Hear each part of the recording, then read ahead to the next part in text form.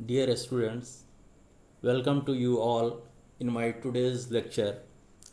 Today I will discuss role of foreign capital in the economic development of a nation.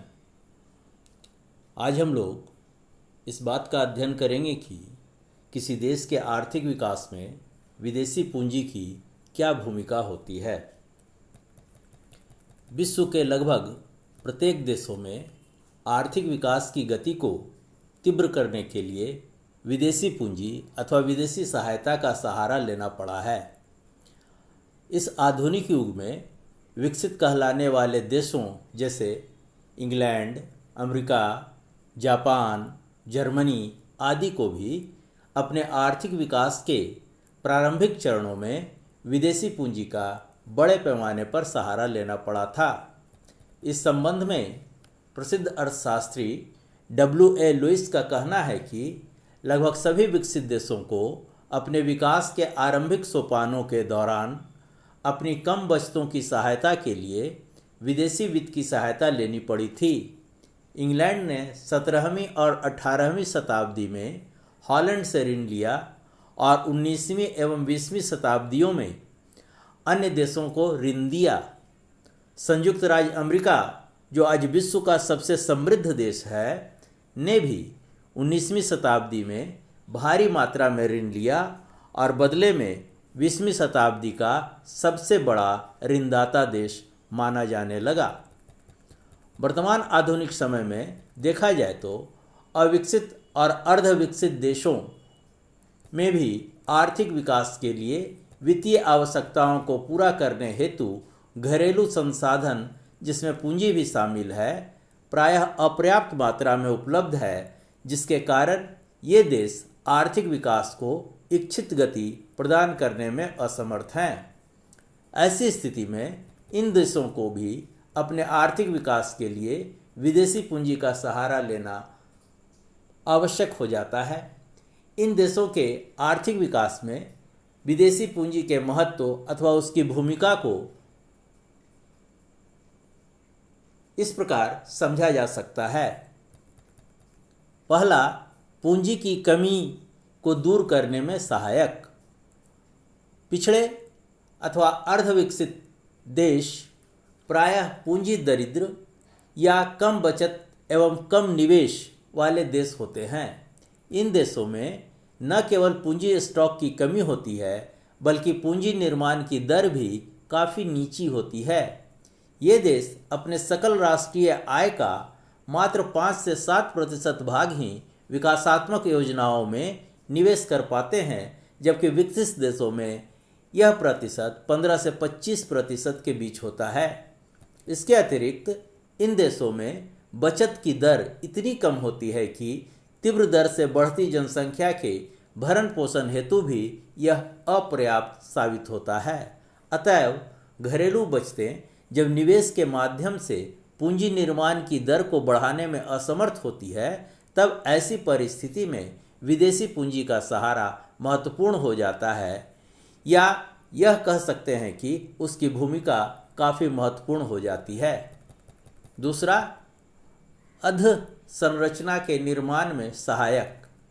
यह विदित है कि अधसंरचना अर्थात रेलवे, सड़क, नहरें, विद्युत परियोजनाएं आदि किसी देश के आर्थिक विकास के लिए आधारिक संरचना का काम करती है और अधिक निवेश को प्रोत्साहित करती है।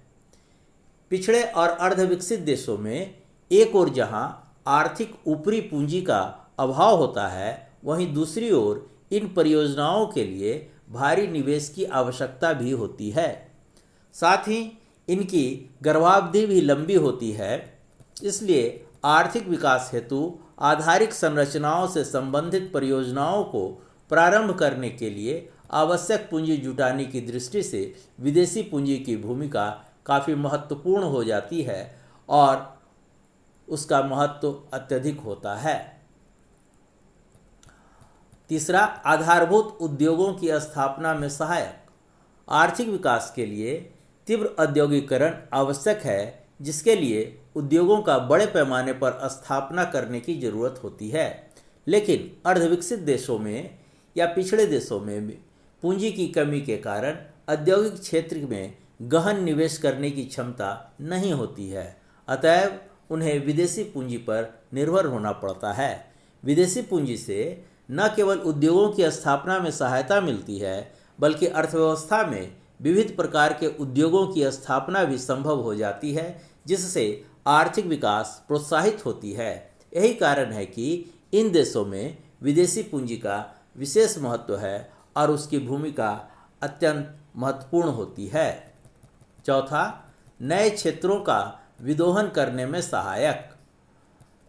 पिछड़े और अर्धविकसित अथवा विकासशील देशों में एक ओर जहां उद्यमशीलता का अभाव होता है, वहीं दूसरी ओर घरेलू पूंजी शर्मीली होती है। निजी उद्यमी भारी जोखिम वाले उद्योगों जैसे प्राकृतिक संसाधनों और नए क्षेत्रों के विदोहन में निवेश करने के लिए प्रायः तैयार नहीं होते हैं, जिससे अर्थव्यवस्था का कई क्षेत्र अविकसित अवस्था में बेकार पड़ा रह जाता है। ऐसे में इन देशों के लिए विदेशी पूंजी काफ़ी महत्वपूर्ण साबित होती है, क्योंकि विदेशी पूंजी आर्थिक विकास की प्रारंभिक जोखिमों को उठाने के साथ साथ आगम्य क्षेत्रों इनएसेसेबल एरियाज को भी खोलती है, नए प्राकृतिक संसाधनों का खोज करती है और प्रादेशिक असंतुलनों को दूर करती है। इस दृष्टि से पिछड़े और विकासशील देशों के विकास में विदेशी पूंजी की भूमिका काफ़ी महत्व रखती है और इसीलिए इन देशों में इसका अत्यधिक महत्व है। पांचवा, तकनीकी पिछड़ेपन को दूर करने में सहायक। अर्धविकसित या विकासशील देशों में प्रायः तकनीकी रूप से पिछड़ापन होता है। फलतः इन देशों में जहां उत्पादन लागत ऊंची होती है, वहीं यहां श्रम की निम्न उत्पादकता और उच्च पूंजी उत्पाद अनुपात की समस्या सामान्य रूप से उपस्थित रहती है। विदेशी पूंजी इन देशों के तकनीकी पिछड़ेपन को दूर करने में सहायता करती है और प्राविधिक ज्ञान का विस्तार करती है।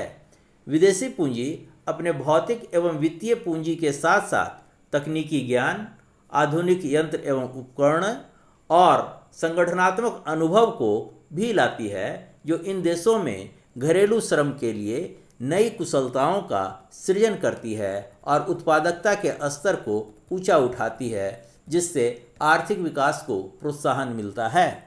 इसलिए इन देशों के लिए विदेशी पूंजी को अत्यधिक महत्व दिया जाता है या अत्यधिक महत्व है और इनके आर्थिक विकास में इसकी भूमिका को महत्वपूर्ण स्थान दिया गया है। छठा, प्रतिकूल भुगतान संतुलन को ठीक करने में सहायक।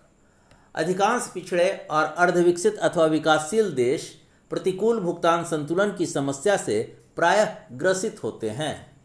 आर्थिक विकास भुगतानों के संतुलन पर विपरीत प्रभाव डालता है, क्योंकि पूंजीगत वस्तुओं का बड़े पैमाने पर आयात और तकनीकी ज्ञान की आवश्यकता विकास के कार्यक्रमों को जारी रखने के लिए आवश्यक होती है।